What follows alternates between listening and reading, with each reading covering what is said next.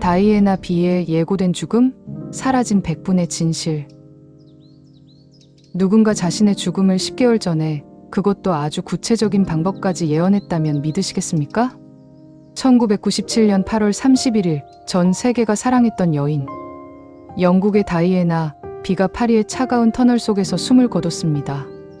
공식적인 사인은 음주운전 차량의 과속과 파파라치들의 무리한 추격에 의한 교통사고였습니다. 하지만 이 비극적인 사고 뒤에는 단순한 우연이라기엔 너무나 정교하고 섬뜩한 퍼즐 조각들이 흩어져 있습니다.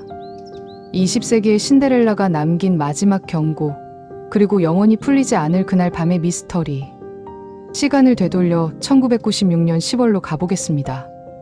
이혼 후 왕실을 떠난 다이애나는 자신의 집사 폴버렐에게 한 통의 편지를 건넸습니다. 만약을 위해 보관해줘. 그 편지에는 믿을 수 없는 내용이 자필로 적혀 있었습니다. 내 전 남편이 내 차의 브레이크를 고장내는 사고를 계획하고 있다. 나를 죽이고 재혼하려 한다.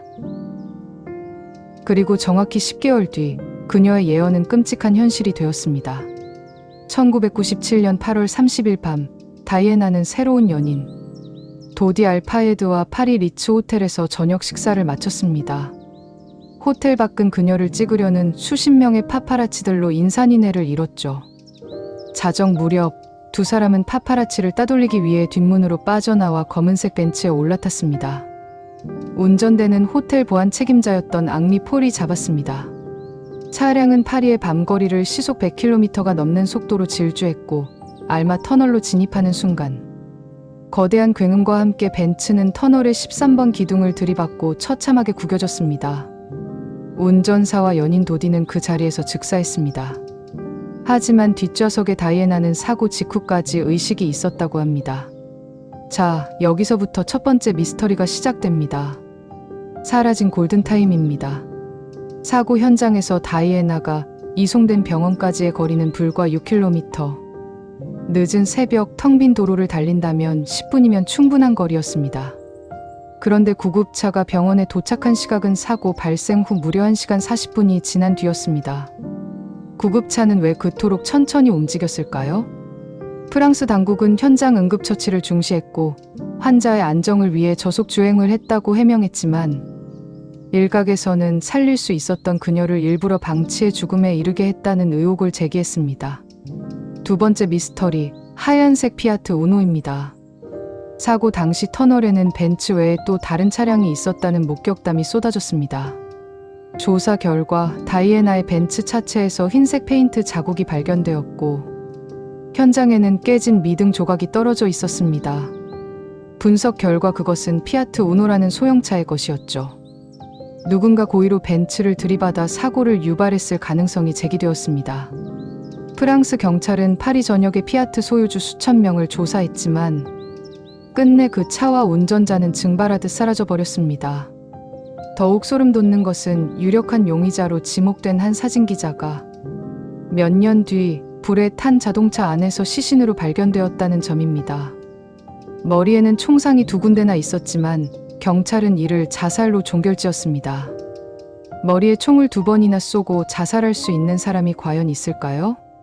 세 번째, 임신설과 왕실의 개입입니다.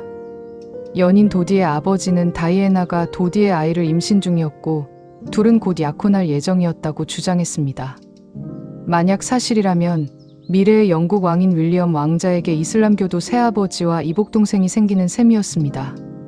보수적인 영국 왕실과 정보기관 MI6가 이를 막기 위해 사고를 위장한 암살을 감행했다는 음모론은 지금까지도 끈질기게 이어지고 있습니다. 사고 직후 다이애나의 시신은 방부 처리되었는데 이를 두고 임신 사실을 은폐하기 위한 조치였다는 의혹까지 더해졌죠. 운전사 앙리 폴의 혈액에서 검출된 치사량의 알코올과 약물, 그리고 그의 계좌에 입금되어 있던 출처 불명의 거액, 터널 진입 직전 운전자의 시야를 멀게 했다는 정체불명의 강력한 섬광. 이 모든 것이 과연 우연의 일치일까요? 세계의 결혼식에서 가장 슬픈 여인이 되었던 다이애나. 그녀는 왕실이라는 거대한 성벽을 넘어 한 인간으로서의 행복을 찾으려 했습니다. 하지만 그 자유를 향한 질주는 차가운 터널 속에서 영원히 멈춰버렸습니다. 자필 편지에 남긴 그들이 나를 죽이려 한다는 문장. 그것은 단순한 불안감이었을까요? 아니면 다가올 죽음을 감지한 자의 절박한 구조 신호였을까요? 1997년 8월 31일 파리의 밤. 그날 터널 안에는 우리만 모르는 제3의 목격자가 있었을지도 모릅니다.